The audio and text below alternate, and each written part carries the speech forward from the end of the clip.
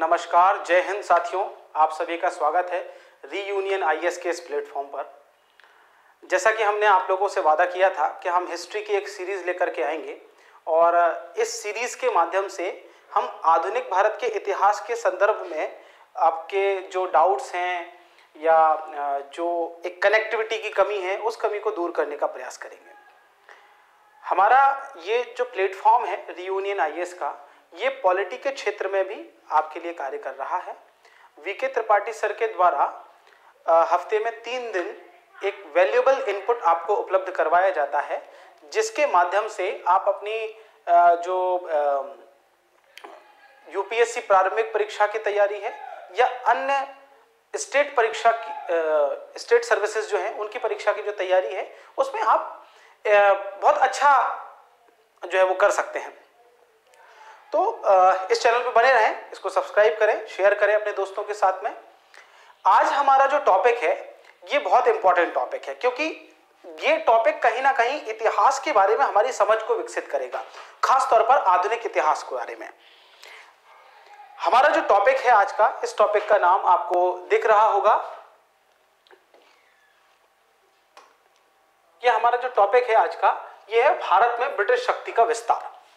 तो इस टॉपिक के ये टॉपिक इसलिए भी इंपॉर्टेंट है क्योंकि इस टॉपिक के बाद ही आप ये समझ पाएंगे कि किस तरीके से जो विद्रोह हैं भारतीय समाज में वो होने लगे, चाहे अंग्रेजों को लेकर के हो, चाहे सामाजिक स्तर पे हो, चाहे वो आदिवासी स्तर पर हो, चाहे वो धार्मिक चीजों को लेकर के किए गए आंदोलन हो। तो वो आंदोलनों की पृष्ठभूमि भी यहीं से बनने स्टार्ट होगी। इसके अलावा एक और चीज इस लेक्चर के माध्यम से आप समझ पाएंगे कि किस प्रकार से ब्रिटिश शक्ति के विस्तार होने के साथ साथ ब्रिटिश आर्थिक नीतियां प्रारंभ हुई और उन आर्थिक नीतियों के माध्यम से भारत में शोषणकारी जो शक्तियां थी वो शक्तियों का उदय हुआ और उन शोषणकारी शक्तियों के कारण जो है वो भारत में विद्रोहों का जो समय था वो आ गया, है ना। इसमें चाहे किसान विद्रोह हो, चाहे वो आदिवासी विद्रोह हो, चाहे वो जन विद्रोह हो, ये विद्रोह जो है वो भारत में कैसे प्रारंभ हुए। तो ये टॉपिक बड़ा ही महत्वपूर्ण रहने वाला है। इसलिए जो भी मैंने आपको बात बताई है इनको आप नोट करते हुए भी चलेंगे और समझते हुए भी चलेंगे कि किस प्रकार से ये चीजें आपके लिए महत्वपूर्ण होने वाली हैं। ठीक है भाई, समझते हैं। तो जैसा कि हम जानते हैं कि 2 युद्ध अंग्रेजों के लिए भारत में अपनी शक्ति को स्टैब्लिश करने के लिए, स्थापित करने के लिए 2 युद्ध बहुत महत्वपूर्ण रहे। पहला युद्ध जो था वो था 1757 में हुआ बैटल ऑफ प्लासी, प्लासी का युद्ध। प्लासी का युद्ध क्यों महत्वपूर्ण था? प्लासी का युद्ध वह युद्ध था जिस युद्ध के माध्यम से अंग्रेजों ने अपनी शक्ति का विस्तार बंगाल क्षेत्र में किया, क्योंकि बंगाल क्षेत्र व्यापारिक दृष्टिकोण से भी महत्वपूर्ण है और राजनीतिक दृष्टिकोण से भी महत्वपूर्ण है, क्योंकि एक बड़ा टेरेस्ट्रियल एरिया उस समय बंगाल में हुआ करता था, जिसमें हम आज का बंगाल, बांग्लादेश, उड़ीसा और बिहार वाला क्षेत्र शामिल कर लें। तो ये पूरा का पूरा क्षेत्र जो है वो अंग्रेजों के कहीं ना कहीं इनडायरेक्ट कंट्रोल में आ जाता है after battle of Plassey, Plassey के युद्ध के बाद। पर क्योंकि प्लासी का युद्ध ऐसा युद्ध नहीं था जिस युद्ध को अंग्रेजों ने अपनी शक्ति के बल पर जीता हो। प्लासी का युद्ध एक ऐसा युद्ध था जिसे छल के बल पर जीता गया था। इसी कारण जो भारतीय राजा थे उन राजाओं की नजर में अंग्रेज अभी एक शक्ति के रूप में नहीं उभरे हैं। अच्छा, इसके अलावा जो बंगाल के जो नवाब हैं वो भी अभी अंग्रेजों को उतना ज्यादा, अंग्रेजों की सुप्रीमेसी को एक्सेप्ट नहीं कर रहे हैं, है ना। इतना ज्यादा अंग्रेजों की जो सर्वोच्चता है उसको स्वीकार नहीं कर रहे हैं। और यही कारण रहा कि जो बंगाल के नवाब रहे, मीर जाफर, फिर मीर कासिम, तो मीर कासिम ने उनके ऊपर कंट्रोल एस्टैब्लिश करने की कोशिश की अंग्रेजों के ऊपर। और इन्हीं चीजों की परिणति जो है वो 1764 के बक्सर के युद्ध में हुई। 1764 में 1764 में जब बक्सर का युद्ध अंग्रेजों के द्वारा लड़ा गया तो एक तरफ अंग्रेजों की शक्ति थी और दूसरी तरफ 3 भारतीय शक्तियां थी। बंगाल के नवाब, अवध के नवाब और शाह आलम द्वितीय जो कि दिल्ली के बादशाह थे, है ना, जो मुगलों में लेटर मुगल्स में आप उनको देखते हैं। तो ये तीन शक्तियां जब कंबाइंड फॉर्म में आकर के अंग्रेजों से लड़ रही हैं और अंग्रेज 1764 में बक्सर के युद्ध में इन तीनों शक्तियों को हरा देते हैं, तो यहां से अंग्रेजों की वास्तविक शक्ति जो थी वो स्थापित होती है। अब पॉलिटिकली अंग्रेजों की जो शक्ति है वो स्टैब्लिश तो हो गई, लेकिन अंग्रेजों के सामने अभी भी बड़ी चुनौतियां हैं, क्योंकि एक बड़े भूभाग को वो कैप्चर तो कर लेते हैं पर उस पे शासन चलाने के लिए अभी उनके पास ना तो उतना बल है, ना इतने लोग हैं, और ना ही ऐसी कोई पॉलिसीज उनके पास हैं जिन पॉलिसी का प्रयोग करके वो डायरेक्टली इतने बड़े टेरेस्ट्रियल एरिया को, डायरेक्टली इतने बड़े भौगोलिक क्षेत्र को अपने अधिकार में रख सकें, या इतने बड़े जो टेरेस्ट्रियल एरिया है उस पर अपनी संप्रभुता स्थापित कर सकें। तो अब मुट्ठी भर अंग्रेज किस तरीके से पूरे के पूरे उस क्षेत्र पर अपना शासन स्थापित करें, उसके लिए कुछ पॉलिसीज बनाना स्टार्ट करते हैं, और यही पॉलिसीज को हम लोग पढ़ेंगे किस टॉपिक के अंतर्गत में, भारत में ब्रिटिश शक्ति के विस्तार वाले टॉपिक के अंतर्गत में।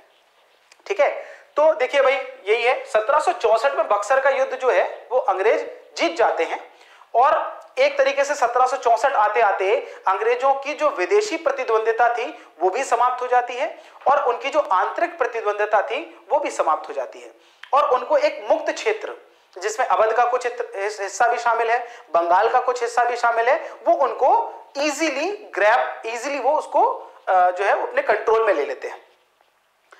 तो इस पूरे सिस्टम को चलाने के लिए अंग्रेज एक पॉलिसी बनाते हैं जिस पॉलिसी का नाम है द्वैध शासन की नीति। कौन सी नीति भाई? द्वैध शासन की नीति। तो ये द्वैध शासन की नीति वो नीति है जिस नीति के माध्यम से अंग्रेज जो है वो अपना शासन बंगाल में एस्टैब्लिश करेंगे। अब समझेंगे हम ये नीति क्यों लेकर के आए। जब ये नीति चल जाती है, इसके बाद अंग्रेज दोबारा अपनी शक्ति का जब विस्तार करना चाहते हैं तो वो एक दूसरी नीति लेकर के आते हैं जिसे कहा जाता है लॉर्ड वेलेस्ली की सहायक संधि की नीति, subsidiary alliance of Lord Wellesley. ठीक है, ये सेकंड ऐसी पॉलिसी थी जिसके माध्यम से वो अपने पावर का एक्सपांशन करते हैं all over the Indian terrestrial area. जब ये नीति भी चल जाती है, इसके बाद जो है वो लॉर्ड डलहौजी साहब आते हैं और वो अपनी एक नीति लेकर के आते हैं जिसको डॉक्ट्रिन ऑफ लैप्स कहा जाता है, व्यपगतता का सिद्धांत कहा जाता है, व्यपगत की नीति या डॉक्ट्रिन ऑफ लैप्स। तो अंग्रेज अपनी शक्ति विस्तार के लिए 3 बार एक्सेलरेशन करते हैं, 3 बार जो है वो अपनी शक्ति का विस्तार करने की कोशिश करते हैं 3 बड़ी नीतियों के तहत, जिसमें से पहली नीति है द्वैध शासन की नीति, दूसरी नीति है सहायक संधि की नीति, और तीसरी नीति है व्यपगत सिद्धांत की नीति या डॉक्ट्रिन ऑफ लैप्स की पॉलिसी। ठीक है, अच्छा, ये वो समय है जिस समय तक अंग्रेज जो है वो बहुत हद तक यह भी समझ चुके हैं कि जो भारतीय हैं इनके भीतर किसी भी प्रकार की कोई ठोस राष्ट्रवादी विचारधारा नहीं है। ठीक है, किसी प्रकार की कोई ठोस राष्ट्रवादी विचारधारा नहीं है। मतलब भारतीय एक दूसरे से लड़ रहे हैं, भारतीय विदेशियों की सहायता ले रहे हैं, और ये अभी से नहीं, ये बिल्कुल एंशिएंट टाइम से भी आप अगर देखेंगे तो वहां पे भी यही गतिविधियां चलती आ रही हैं। तो अंग्रेजों का ये एक चीज को लेकर के तो माइंड बड़ा क्लियर हो गया था कि भारतीयों के पास कोई ठोस राष्ट्रवादी विचारधारा नहीं है, तो मैं easily divide and rule policy का प्रयोग करके इनको आपस में लड़वा सकते हैं, आपस में इनको जो है वो इनकी टक्कर करवा के बीच में हम जो है वो फायदा उठा सकते हैं। तो ये अंग्रेजों का माइंड इस बात को लेकर के बड़ा क्लियर हो गया था। तो पहली पॉलिसी को हम लोग समझना शुरू करते हैं, लॉर्ड क्लाइव की द्वैध शासन की नीति। अब ये द्वैध शासन की नीति है क्या? मैंने बताया आपको 1764 में अधिकार हो गया, बक्सर का युद्ध जीत लिया, बंगाल वाले क्षेत्र पे कैप्चर कर लिया। आपको पता है 1765 में 2 इलाहाबाद की संधियां होती हैं, है ना, और वो इलाहाबाद की संधियों के माध्यम से कहीं ना कहीं जो शाह आलम सेकंड है, दिल्ली के मुगल बादशाह हैं लेटर मुगल्स में, उनको भी अंग्रेज अपने कैप्चर कर लेते हैं। तो ऐसी परिस्थिति में अंग्रेजों के सामने एक ये था कि वो डायरेक्ट शासन करें, सीधा सीधा रूल करें, लेकिन क्योंकि वो भारत की शासन व्यवस्था को समझते नहीं, दूसरी बात, अंग्रेज अधिकारियों की संख्या नहीं है उनके पास। जब आप डायरेक्ट रूल एस्टेब्लिश करेंगे as a foreigner, as a अंग्रेज, अगर आप पूरे के पूरे, भाई आपको बंगाल मिल गया है, आपको अवध वाला हिस्सा मिल गया है ना, आपने शाह आलम द्वितीय को भी हरा दिया है, तो एक बड़ा क्षेत्र आपके कब्जे में आ गया है। अब आप उस पर पॉलिटिकली एक्टिव होना चाहते हैं, बट साम्राज्य तो आपने चुटकी में जीत लिया, लेकिन उतने ज्यादा अंग्रेज अधिकारी आप चुटकी में थोड़ी ला सकते हैं, और ये वो समय भी नहीं है कि आप हवाई जहाज से अंग्रेजों को ले आए, है ना। तो अंग्रेज अधिकारियों की संख्या सीमित थी कंपनी के पास, इस वजह से वो डायरेक्ट शासन नहीं कर सकता था। दूसरा, कंपनी के पास अभी भी विदेशी चुनौतियां हैं, फ्रांसीसियों की चुनौती है कंपनी के बाद। अभी भी फ्रांसीसी जो है वो भारत में एक्टिव हैं, और इन फ्रांसीसियों से डायरेक्ट लड़ाई लेना अंग्रेजों के लिए भी संभव नहीं था, क्योंकि उन्हें कहीं ना कहीं भारतीयों की आवश्यकता पड़ेगी, तभी जाकर के वो लड़ाई कर पाएंगे।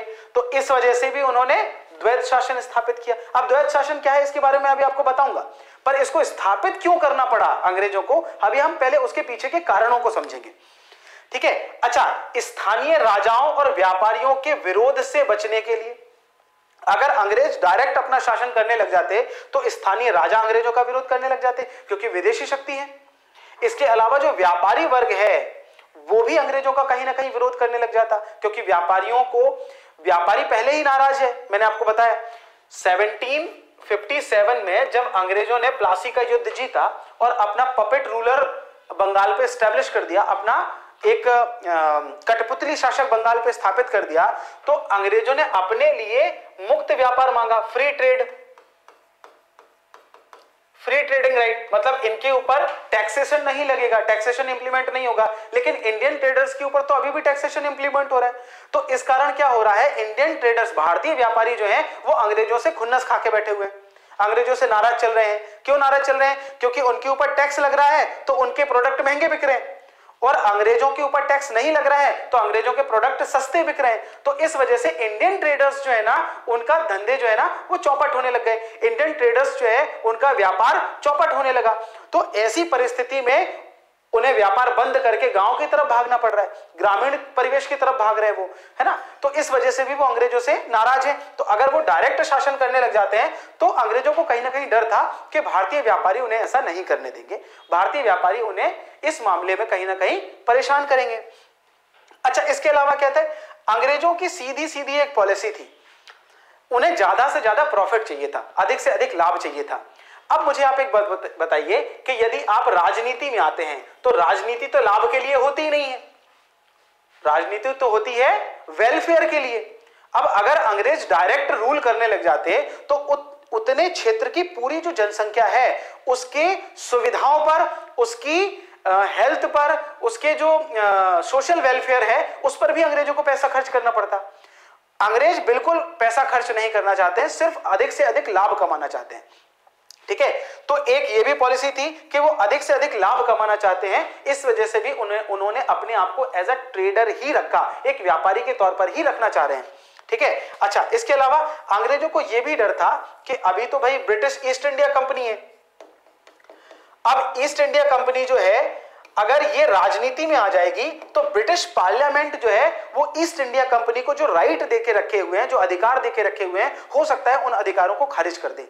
तो कहीं ना कहीं ब्रिटिश पार्लियामेंट का भी एक डर अंग्रेजों के भीतर में बसा हुआ है कि अगर हम डायरेक्ट एक्टिव पॉलिटिक्स में आते हैं तो कहीं हो सकता है कि हमारे वो अधिकारों को भी खत्म कर दिया जाए। तो ये भी एक कारण था जिस कारण से जो रॉबर्ट क्लाइव हैं वो डायरेक्ट पॉलिटिक्स में नहीं आ रहे हैं, वो द्वैध नीति का पालन कर रहे हैं।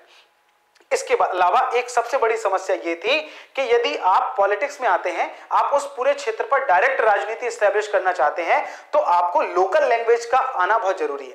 आप स्थानीय लोगों से संवाद कैसे करेंगे? आप मान लीजिए वहां के राजा बन गए तो आपको लोगों की समस्याओं को सुनना पड़ेगा, उन्हें सॉल्व करना पड़ेगा।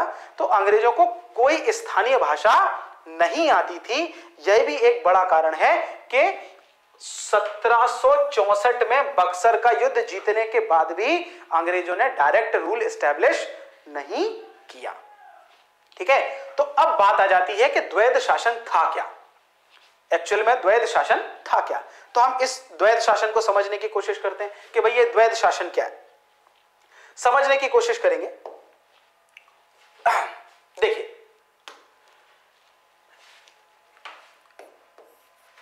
कहीं पर भी अगर कोई शासन करते हैं तो दो प्रकार के नियम होते हैं। एक होते हैं राजस्व संबंधी अधिकार, रेवेन्यू रिलेटेड राइट्स, और एक होता है लोक कल्याण,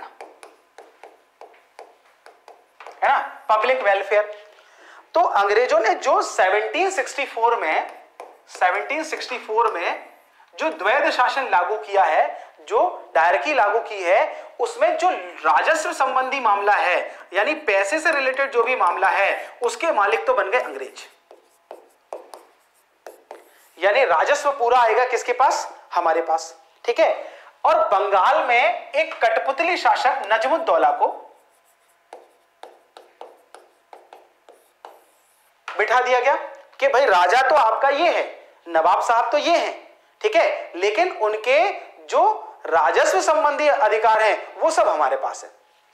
अच्छा, अंग्रेजों ने नजमुद्दौला को बना दिया पेंशनर, वो पेंशन ले रहे हैं, ठीक है, क्या ले रहे हैं? पेंशन ले रहे हैं, ठीक है। अच्छा, अब मुझे एक बात बताइए कि राजा को करना है वेलफेयर, है ना, और अंग्रेजों को केवल रेवेन्यू यानी टैक्स कलेक्ट करना है, टैक्स लेंगे ये, है ना। सैलरीज जो है, जो भी लोगों को सैलरी देंगे, जो भी अधिकारी नियुक्त किए जाए उनको सैलरी सब यही देंगे, राजा को सैलरी देने का काम नहीं है। तो अब मुझे एक बात बताइए कि एक राजा जिसको वेलफेयर करना है उसके पास पैसे ही नहीं है, तो वो वेलफेयर कैसे करेगा, लोगों का कल्याण कैसे करेगा? तो क्या होगा? सीधी सी बात है, लोगों का जो कल्याण होना चाहिए वो कल्याण नहीं हो रहा होगा, लोगों की सुनवाई नहीं होगी, लोग परेशान होंगे, और परेशान होकर के वो किसको बुरा भला बोल सोचने लगेंगे, किसके बारे में?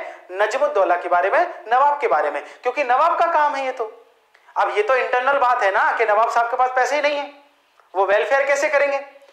तो 1764 से लेकर के 1772 तक यही व्यवस्था चल रही है द्वैध शासन की। अच्छा, अब आप देखोगे ये जो 8 साल का गैप है, इस 8 साल में अंग्रेजों ने क्या किया है, निचले स्तर से लेकर के ऊपर तक के स्तर के जितने भी अधिकारी थे उन सब की वफादारी अंग्रेजों के प्रति हो गई। अब बिल्कुल बेसिक सा कॉन्सेप्ट है, इसको समझ लीजिए। जो व्यक्ति सैलरी देगा, एम्प्लॉय की वफादारी उसी व्यक्ति के प्रति होगी। तो सैलरी दे कौन रहा है, तनख्वाह कौन दे रहा है? अंग्रेज दे रहे हैं। तो नीचे से लेकर के ऊपर तक के जितने भी हिंदुस्तानी व्यक्ति हैं जो शासन प्रशासन में मदद कर रहे हैं वो सब अंग्रेजों के प्रति वफादार हो गए, क्योंकि इस समय नजमुद्दौला तो एक बच्चा है, नजमुद्दौला तो एक छोटा सा बालक है, ठीक है। तो आप देखेंगे इस समय अंग्रेजों के राजस्व में अभूतपूर्व वृद्धि हुई। मैं कंपनी की बात नहीं कर रहा हूं, कंपनी के पैसे नहीं बढ़े, कंपनी तो घाटे में गई। इंडिविजुअल जो अंग्रेज भारत में थे उन सब के पैसे बढ़े। अब इन सब बातों से ब्रिटिश पार्लियामेंट में खलबली मच गई। ब्रिटिश पार्लियामेंट सोच रही है कि ईस्ट इंडिया कंपनी के पास तो कुछ नहीं बढ़ रहा है, लेकिन ईस्ट इंडिया कंपनी के जो एम्प्लॉइज हैं उनके पास तो बहुत कुछ बढ़ रहा है।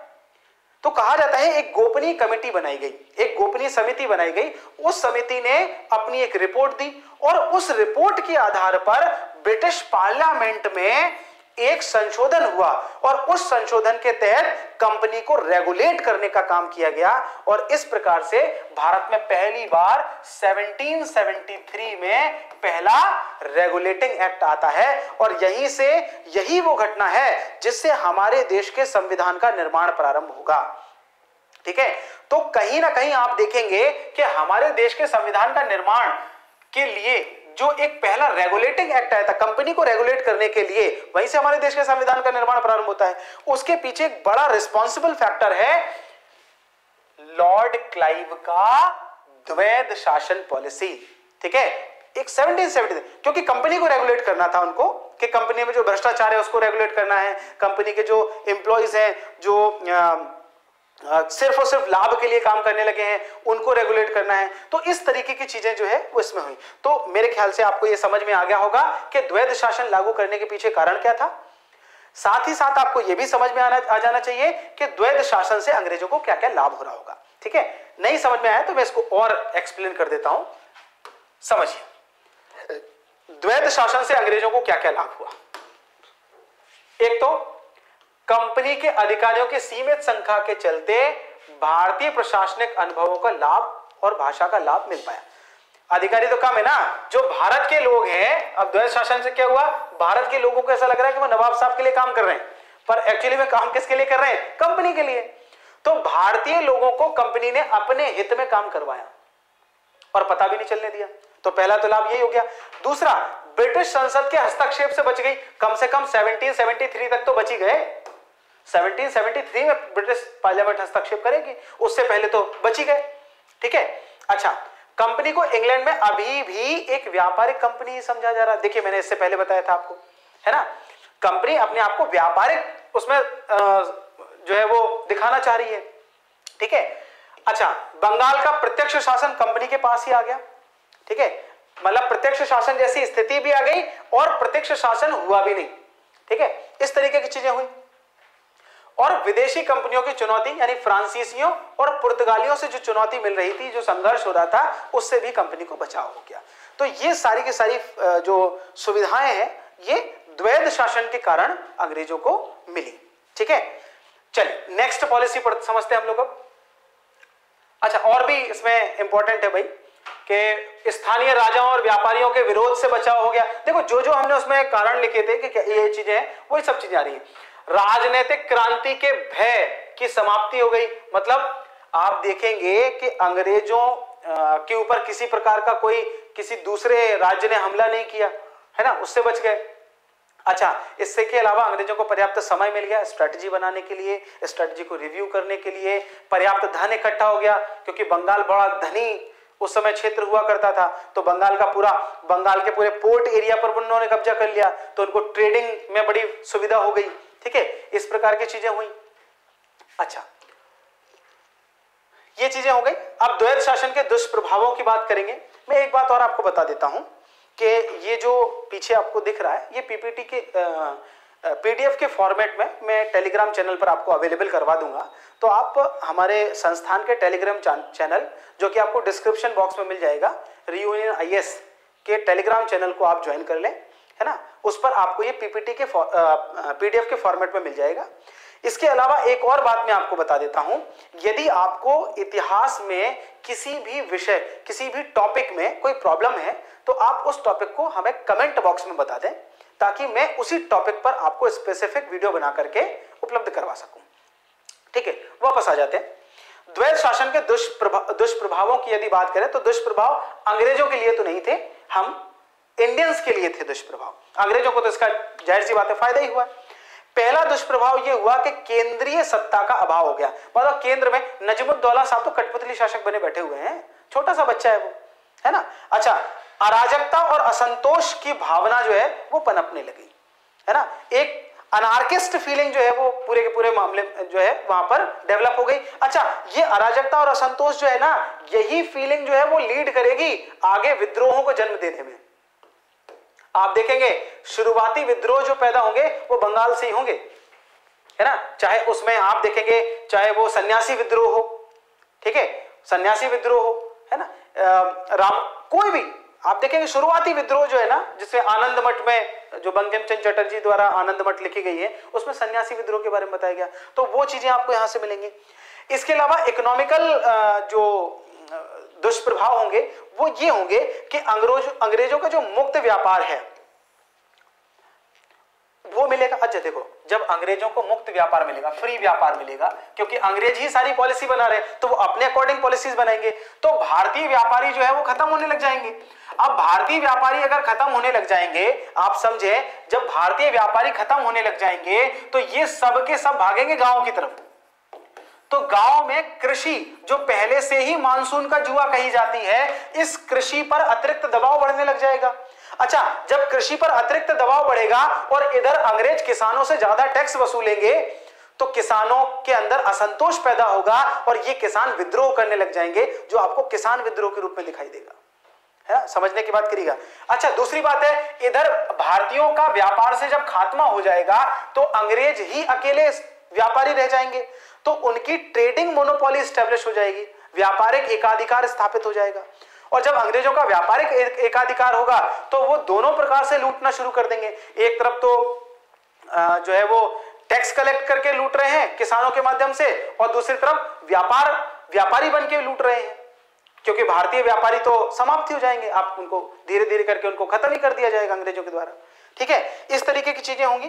तो ये एक पॉइंट यहां पर बन जाता है। दूसरा देखते हैं भाई। अब दूसरा हमारा जो पॉलिसी है वो है लॉर्ड वेलेस्ली की सहायक संधि। ठीक है, ये सेकंड पॉलिसी है, ये सेकंड हथकंडा है जो अंग्रेजों के द्वारा अपनाया गया था भारत में शक्ति का विस्तार करने के लिए। देखो प्रारंभिक तौर पर कौन सा हथकंडा अपनाया गया? द्वैध शासन की नीति। फिर दूसरा लॉर्ड वेलेस्ली साहब जो है वो 1798 में भारत में आते हैं, 1798 में भारत में आ जाते हैं गवर्नर जनरल बनके। ठीक है, अच्छा वो साम्राज्य विस्तार करना चाहते हैं और वो चाहते हैं कि अंग्रेजों का प्रभाव जो है वो पूरे भारत पे हो। भारत में अगर कोई देसी राजा भी शासन कर रहा है तो वो भी अंग्रेजों के प्रभाव से मुक्त ना हो। तो इसी के लिए जो है वो भारत में एक संधि को इंट्रोड्यूस करते हैं जिसको सब्सिडरी अलायंस कहा जाता है, यह सहायक संधि कहा जाता है। सहायक संधि का एक्चुअल में जो अर्थ होता है भारतीय संदर्भ में सहायक संधि उस अर्थ में प्रयुक्त नहीं हुई है। सहायक संधि का वास्तविक अर्थ ये होता है कि जब दो इक्विवेलेंट पावर, जब दो समान शक्तियां, जब दो इक्विवेलेंट पावर समान शक्तियां एक दूसरे का सहयोग करने के लिए आपस में संधि करती हैं तो उसे सहायक संधि कहा जाता है ना। When two equivalent power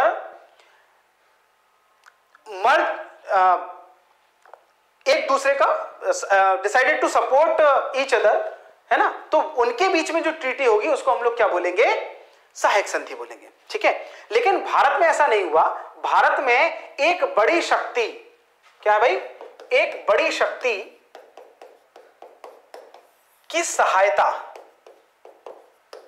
एक बड़ी शक्ति की सहायता जब छोटे छोटे राज्यों ने ली, है ना, छोटे छोटे राज्यों ने ली तो उसको हमने क्या कहा? सहायक संधि। यही लॉर्ड वेलेस्ली की सहायक संधि थी। ठीक है, तो भाई समझते हैं हम लोग लॉर्ड वेलेस्ली की सहायक संधि क्या थी, इस संधि की विशेषताएं क्या थी, इसके प्रावधान क्या थे, इनको हम लोग समझने की कोशिश करते हैं। पहला प्रावधान इसका है कि जो भी रियासत इस संधि को स्वीकार करेगी वो कंपनी की स्वीकृति के बिना, यानी कंपनी की परमिशन के बिना अपने राज्य में किसी शत्रु राज्य के व्यक्ति को शरण या नौकरी नहीं देगी। इसको सिंपली समझ लो आप। अंग्रेजों के शत्रु थे फ्रांसीसी। कौन है भाई? फ्रांसीसी। सबसे बड़ी चुनौती फ्रांसीसियों से ही मिल रही है, केवल भारत में नहीं, विदेशों में भी, यूरोप में भी मिल रही है, अमेरिका में भी मिल रही है। फ्रांसीसी ही सबसे बड़े दुश्मन हो रहे हैं। तो अब क्योंकि फ्रांसीसी जो है वो भारतीय राजाओं के दरबार में हुआ करते थे और उनके दरबार में नौकरियां भी करते थे, तो अंग्रेजों को कोई एक ऐसा सिस्टम चाहिए था जिससे फ्रांसीसियों का भारतीय राजाओं के दरबार से पत्ता कट हो जाए। तो उन्होंने जानबूझ करके ये पॉइंट इसमें डाल दिया कि आप किसी भी शत्रु राज्य के व्यक्ति को शरण या नौकरी नहीं दोगे। तो जो भी राज्य सब्सिडरी अलायंस को एक्सेप्ट करेगा वो बाय डिफॉल्ट इस बात को एक्सेप्ट कर लेगा कि वो फ्रांसीसियों से कोई दोस्ती नहीं रखेगा। तो अंग्रेजों के लिए तो वही काम हो गया ना, हींग लगी ना फिटकरी और रंग भी चोखा, है ना। तो ये चीज हो गई। दूसरी बात है, रियासतें कंपनी की अनुमति के बिना, अब समझिएगा, जो भी रियासत सब्सिडरी अलायंस पे सिग्नेचर करेगी वो कंपनी यानी ब्रिटिश ईस्ट इंडिया कंपनी से पूछे बिना किसी दूसरे राज्य के साथ युद्ध नहीं करेगी। समझिए, संप्रभुता पूरी की पूरी खत्म हो गई है। अच्छा, संधि भी नहीं करेगी, ट्रीटी भी नहीं करेगी और दोस्ती भी नहीं करेगी। मतलब आप देखो अंग्रेजों ने कितनी चालाकी से एक भारतीय राजा का दूसरे भारतीय राजा से मिलना बंद करवा दिया। अब इसमें होगा क्या फायदा कि अंग्रेज जो है ना वो भारतीयों के बीच में ब्रिज का काम करेंगे, सेतु का काम करेंगे, बिचौलिए का काम करेंगे। ठीक है, काय का काम करेंगे? बिचौलिए का। यानी अगर किसी एक राजा को किसी दूसरे भारतीय राजा से मिलना है तो उसके लिए अंग्रेजों की परमिशन लेनी पड़ेगी। अब अंग्रेज जो पॉलिसीज बताएंगे वही करेगा। तो एक तरीके से अंग्रेजों ने अपनी हेजोमोनी एस्टेब्लिश कर ली है राजाओं के बीच में भी, कि कोई भी राजा दूसरे राजा से कोई बात ही तब करेगा जब अंग्रेजों से पूछेगा। ठीक है, दोस्ती भी नहीं कर सकता, दुश्मनी तो कर ही नहीं सकता, खैर दोस्ती भी नहीं कर सकता, दुश्मनी भी नहीं कर सकता है, संधि भी नहीं कर सकता, कुछ नहीं कर सकता। अंग्रेज सबसे बड़ी शक्ति के रूप में उभर जाएंगे। अच्छा, तीसरी क्या है? रियासतों की रक्षा के लिए कंपनी रियासत में अपनी एक सेना रखेगी। अब देखिए बहुत बड़ी बात है ये, मतलब देशी राजा जो होंगे उन राजाओं की जो सेना होगी वो भी कंपनी की होगी, कंपनी रखेगी सेना को, और उस कंपनी वो जो सेना होगी उस सेना का खर्चा राजा उठाएगा।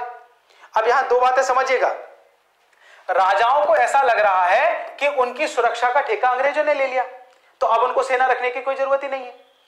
अच्छा, अंग्रेज जो है वो छोटी छोटी सैनिक टुकड़ियां हर राज्य में रख रहे हैं, लेकिन उनकी कंबाइंड आर्मी जो है ना वो बहुत बड़ी हो गई।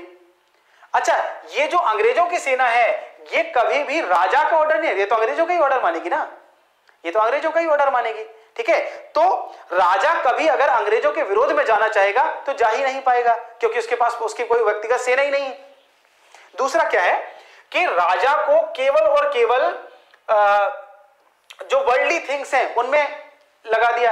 राजा सेना रखेगा नहीं, सेना अभ्यास नहीं करेगा, युद्ध नहीं करेगा, किसी प्रकार की कोई चीज नहीं करेगा। राजा को तो सीधा सीधा पैसा आ रहा है और वो जो लोक लुभावन चीजें उनमें इन्वॉल्व हो जाएगा, वो शराब पीने लग जाएगा, है ना, वो अपने चारित्रिक उसके जो गुण हैं उनसे गिर जाएगा, वो जनता की सहायता, जनता के कल्याण के लिए जो कार्य करता है उन कार्यों को नहीं करेगा।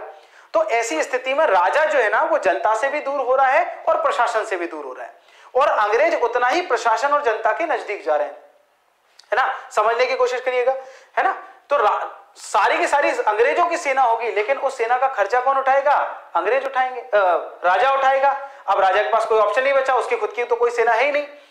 इसके अलावा भारतीय राजाओं के आंतरिक शासन में कोई दखल नहीं दिया जाएगा, यह केवल दिखाने का पॉइंट था। अंग्रेज बिल्कुल दखल देते थे, जितने भी भारतीय राजा थे उनके जो भी प्रशासनिक और आंतरिक मामले थे उनमें सब में दखल देते थे। अच्छा, वो दखल किस बेसिस पे देते थे? क्योंकि अंग्रेज जो है ना वो राजाओं से जो सैलरी मांग रहे हैं, जो तनख्वाह मांग रहे हैं, जो पैसे मांग रहे हैं, वो राजा दे नहीं पा रहे। जब राजा पैसे नहीं दे पा रहा है तो फिर ये आंतरिक मामलों में हस्तक्षेप करने लग जाते थे, क्योंकि राजा तो कुछ बोल ही नहीं पाएगा ना, वो कर्जे में है, खुद ही कर्जे में है। अच्छा, इसका रिजल्ट ये निकलेगा कि उसको बड़े बड़े अपने राज्य के हिस्से जो है वो अंग्रेजों को देने पड़ेंगे, और इस तरीके से जो अंग्रेजों का एम्पायर है वो लगातार बड़ा होता जाएगा, है ना। एक ये चीज भी होगी। इसके अलावा हम समझने की कोशिश करते हैं कंपनी के आंतरिक और बाह्य आक्रमण से जो कंपनी है वो राजा की रक्षा करेगी इंटरनल और एक्सटर्नल अटैक से। एक्सटर्नल अटैक तो कोई होगा नहीं, अंग्रेजों का ही अटैक होगा अब इनके ऊपर। ठीक है, चलिए, तो सहायक संधि से कंपनी को क्या क्या लाभ हुए, हम लोग इन बातों पर भी चर्चा कर लेते हैं। देसी रियासतों से फ्रांसीसियों का प्रभाव खत्म हो गया, जैसा कि मैंने अभी ऊपर डिटेल में आपसे बात की थी, फ्रांसीसियों का इफेक्ट खत्म हो जाएगा। तो अब विदेशी शक्तियों में केवल एक ही शक्ति बचेगी, कौन सी शक्ति? अंग्रेजों की शक्ति। फ्रांसीसियों की शक्ति कमजोर हो गई, बचा ही नहीं है। बाकी पुर्तगाली वगैरह जो भी थे वो तो सबको प्रभाव पहले ही छीन कर चुके हैं। तो अब केवल और केवल कौन बचे हैं? अंग्रेज ही बचे हैं। देशी राजाओं को कमजोर कर दिया है तो सिर्फ अंग्रेज बचे हैं, है ना। इतनी चीजें। इसके अलावा राजनीतिक रूप से भारत में कंपनी का प्रभुत्व स्थापित हो गया, पॉलिटिकल सुप्रीमेसी एस्टैब्लिश हो गई है कंपनी की, है ना, पॉलिटिकली एक्टिव हो गई है कंपनी, है ना। चलिए, इस प्रणाली के तहत कंपनी को भारतीय राज्यों के खर्चे पर एक विशाल सेना संगठित करने का मौका मिल गया। मैंने थोड़ी देर पहले ही डिस्कशन किया था आपसे कि कंपनी की सेना है पर रह कहां रही है। अब मान लीजिए कि राजा को अगर अंग्रेजों से ही कोई तकलीफ हो तो उसकी अंग्रेजों की सेना अंग्रेजों के खिलाफ थोड़ी लड़ेगी। राजा अकेला पड़ गया, राजा को तकलीफ होगी तो राजा ही को समस्या आएगी, तो वो राजा अंग्रेजों का विरोध नहीं कर सकता है, तो कहीं ना कहीं कठपुतली बन गए सारे के सारे राजा। ठीक है, चलो। इसके अलावा भारतीय राज्य जो है वो अंग्रेजों के विरुद्ध कोई संघ नहीं बना सकते थे, यानी भारतीय राजा आपस में भी कोलैब होकर के अंग्रेजों से नहीं लड़ पा रहे थे। ठीक है, ये भी इस चीज में हो गई। अच्छा, भारतीय राजाओं के बीच में कंपनी मध्यस्थ बन गई, बिचौलिए का काम करने लग गई। ठीक है, तो ये सारे के सारे लाभ जो है वो सब्सिडरी अलायंस से या सहायक संधि से अंग्रेजों को हुए। चलिए, सहायक संधि का रियासतों पर क्या प्रभाव पड़ा इसको हम लोग समझेंगे, है ना। मतलब इंडियन जो प्रिंसली स्टेट थे उन प्रिंसली स्टेट्स पे क्या क्या इफेक्ट पड़े सब्सिडरी अलायंस के। तो पहला इफेक्ट तो यही पड़ा कि भारतीय जो राजा हैं उनकी विदेश नीति रह ही नहीं गई। विदेश नीति पर सीधा सीधा किसका अधिकार हो गया? अंग्रेजों का अधिकार हो गया, है ना। अच्छा, इसके बाद क्या हुआ भाई? जो रियासतें हैं उनके शासकों की शक्ति समाप्त हो गई और वो नाम मात्र के शासक रह गए। मैंने बताया था ये आपको। सेना पर अत्यधिक खर्च हुआ जिसके कारण रियासतों की इकोनॉमी बिगड़ गई, और जब वो खर्चा नहीं उठा पाए तो उन्हें अपने बड़े बड़े प्रदेशों को अंग्रेजों को देना पड़ा, क्योंकि सैलरी नहीं दे पा रहे थे तो बड़े बड़े प्रदेश देने पड़े। अच्छा, जिन राज्यों ने संधि स्वीकार करी उन्हें स्थानीय सेना रखने का अधिकार नहीं था। जिन जिन ने भी। तो इसलिए जो राजा है वो तो सैनिक रूप से बेरोजगार हो ही गया, उस राजा के जो सैनिक थे, अब जरा समझने की कोशिश करिएगा। मैंने आपको बताया था व्यापारी कहां चले गए, अभी व्यापारी कहां चले गए हैं, गांव, खेती करने लग गए। अच्छा मुझे एक बात बताओ, जिन लोगों ने भी संधि स्वीकार कर ली, देखो जिन लोगों ने भी संधि स्वीकार कर ली उनकी लोकल सेना खत्म हो जाएगी, डिसमेंटल हो जाएगी। अच्छा सैनिक जो है वो किसके बेटे हैं, किसानों के। तो अगर लोकल सेना डिसमेंटल हो जाएगी, केवल अंग्रेजों की सेना रहेगी, तो वो सैनिक भी बेरोजगार होंगे, और वो बेरोजगार होंगे तो कहां जाएंगे, गांव जाएंगे और खेती करने की कोशिश करेंगे। तो देखो अभी व्यापारी आ गए, गांव आकर के खेती करने लग गए, अब सारे के सारे सैनिक भी पहुंच गए, सैनिक भी क्या करने लगेंगे अब, खेती। तो देखो खेती पर अतिरिक्त भार बढ़ेगा और इधर अंग्रेज टैक्स भी बढ़ाएंगे खेती पर। तो देखो एक तो ज्यादा लोग हो गए खेती करने के लिए, और दूसरा अंग्रेजों ने टैक्स बढ़ा दिया खेती पर। तो अब क्या होंगे भाई, विद्रोह होने शुरू होंगे। देखो सिपॉय म्यूटनी, सैनिक विद्रोह का मुख्य कारण भी यही होगा भाई साहब, क्योंकि अंग्रेजों की पॉलिसीज ऐसी होंगी जो अब हर एक सिपाही जो है वो किसान का बेटा है, और किसान वहां मरा जा रहा है, तो अपने पिताजी के दुख को देख करके बेटे को तो दुख होगा ही ना, भले वो अंग्रेजों की सेना में हो। तो वो अंग्रेजों की सेना में होने के बावजूद भी अंग्रेजों का विरोध करने लग जाएगा। तो इस तरीके से जो है वो जो सैनिक विद्रोह है उनकी भी पृष्ठभूमि यहां से तैयार होगी। ठीक है, अच्छा इसके बाद हम देखेंगे जो देसी रियासतें हैं उनमें अंग्रेजों की पॉलिसी के कारण लघु कुटीर उद्योग, स्मॉल स्केल इंडस्ट्रीज जो है ना, उनका डिक्लाइनेशन शुरू हो जाएगा। और स्मॉल स्केल इंडस्ट्रीज का अगर डिक्लाइनेशन शुरू होगा तो जाहिर सी बात है कि ये भी कहां पहुंचेंगे, गांव जाएंगे, खेती करेंगे। वही जब कुछ नहीं होता, अभी कोरोना काल में भी हमने देख लिया, जब हमारे पास कुछ नहीं बचता है ना, तो हम गांव ही एकमात्र विकल्प बचता है कि गांव जाएं, खेती करें। अब जो जिस आदमी के पास गांव ही ना हो, वो बेचारा कहां जाए। ठीक है, चलिए इसके बाद हम लोग देखेंगे कि जितने भी ब्रिटिश राज्य हैं, जो भी कंपनियां हैं, देसी रियासतें जो है ना, वो देसी रियासतों के जो राजा हैं वो क्योंकि ब्रिटिश ईस्ट इंडिया कंपनी पर डिपेंडेंट हो गए थे, तो उनके राजा अकर्मण्य हो गए, विलासी हो गए, भोग विलास में लगने लग गए, है ना, एक्सेसिव प्लेजर में हो गए। तो इस वजह से जो है उनकी मेहनत करने की क्षमता खत्म हो गई। अब वो अंग्रेजों का विरोध चाह के भी नहीं कर सकते थे, क्योंकि उनको तो यही हो गया था कि भाई हमको आ रही है पेंशन और हमें नहीं लेनी है कोई टेंशन। तो इस तरीके से हम देखते हैं कि जो भारतीय राजाओं की शक्तियां हैं वो भी छीण होने लग गई। सहायक संधि का मूल्यांकन, आप लोग खुद इसका मूल्यांकन लिखिएगा कि भाई किस तरीके से लाभदायक थी या किस तरीके से जो है वो नुकसानदायक थी। ठीक है, तो ये मूल्यांकन आप लोग करिएगा इसका। अब हम लोग आज का जो अंतिम हमारा सिद्धांत है हम उसको समझने की कोशिश करते हैं, डलहौजी का व्यपगत सिद्धांत। देखिए ये अंतिम कील था, क्योंकि इस व्यपगत सिद्धांत के बाद ही 1857 की क्रांति हो जाएगी, है ना। यानी लॉर्ड डलहौजी, अभी तो हम सब झेल रहे थे, पहले हमने द्वैध शासन भी झेल लिया है, अब हमने सहायक संधि भी झेल ली, हम मान रहे हमारे देश की जनता बड़ी आशावादी है, वो आशा लगा करके बैठी हुई है कि कहीं से कोई चमत्कारी पुरुष आएगा, अंग्रेजों से लड़ेगा, जीतेगा और वही हमारा राजा बन जाएगा। पर भारतीय जनता ने बड़े लंबे समय तक इंतजार किया, कोई चमत्कारी पुरुष नहीं आया, राजा भी सब एक तरीके से विलासी हो गए, पेंशन लेकर के अपना अपना देखने लग गए केवल। ठीक है, अंग्रेजों के शोषणकारी नीतियां जो है वो जारी रही, अंग्रेजों का शोषण हद से ज्यादा बढ़ता गया, तो फिर जनता ने खुद कमान संभाली जब हद से ज्यादा बढ़ गया। और देखिए अगर राजा ने हराया होता तो राजतंत्र स्थापित होता, लेकिन जनता ने हराया, अंग्रेजों किसने हराया, जनता ने हराया, इसलिए जनतंत्र स्थापित हुआ, यानी लोकतंत्र स्थापित हुआ। ठीक है, चल तो लॉर्ड डलहौजी के व्यपगत सिद्धांत क्या था। ये व्यपगत सिद्धांत, लॉर्ड डलहौजी जो है वो शायद टेम्स नदी के जल को हाथ में लेकर के कसम खा के निकला था कि मैं पूरे के पूरे भारत को अंग्रेजी साम्राज्य में मिला के रहूंगा। तो गंगा, अगर हिंदुस्तानी होता तो कहता गंगा जल लेके निकला था, लेकिन ब्रिटिशर्स है तो लंदन की टेम्स नदी को ही कई जल लिया होगा, क्योंकि उसे लंदन की गंगा बोलते हैं। तो ये इसने साम्राज्य विस्तार की नीति अपनाई और इसने कहा कि भाई हम हर चीज को अपने देश में मिला लेंगे। जब लॉर्ड डलहौजी भारत में आया था तो उस समय जो है वो भारत में 3 कैटेगरी के स्टेट हुआ करते थे, 3 श्रेणी के राज्य हुआ करते थे। पहली श्रेणी वे राज्यों की थी, ऐसी रियासतें जो कभी भी ब्रिटिश शासकों के अधीन नहीं रही हैं, यानी कभी भी ईस्ट इंडिया कंपनी की गुलाम नहीं रही है, कभी भी ईस्ट इंडिया कंपनी के अंडर में नहीं रही है। तो ऐसी जो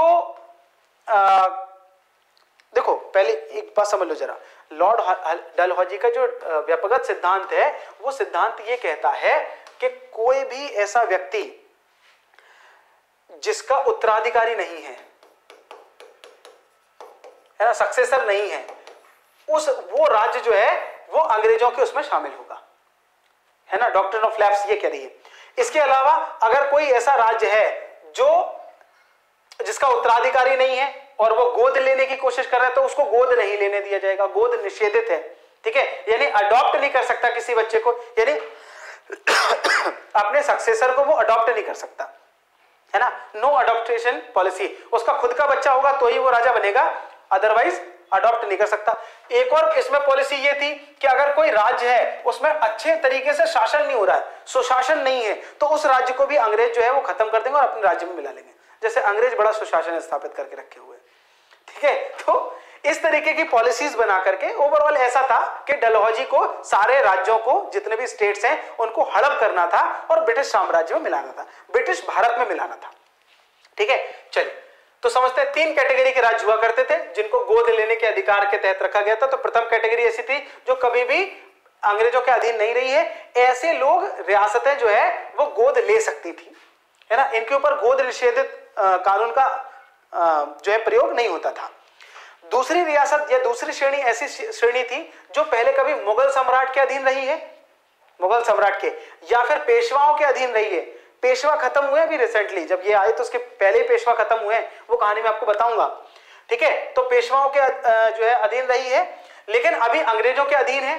तो इस श्रेणी के शासक जो है वो गोद ले सकते थे, गोद ले सकते थे, लेकिन गोद लेने से पहले एक बार अंग्रेजों से पूछना पड़ेगा, ठीक है। यानी क्या लेना पड़ेगी, आज्ञा लेनी पड़ेगी, परमिशन लेनी पड़ेगी, उसके बाद आप गोद ले सकते हैं, ठीक है। तो परमिशन लेनी पड़ेगी।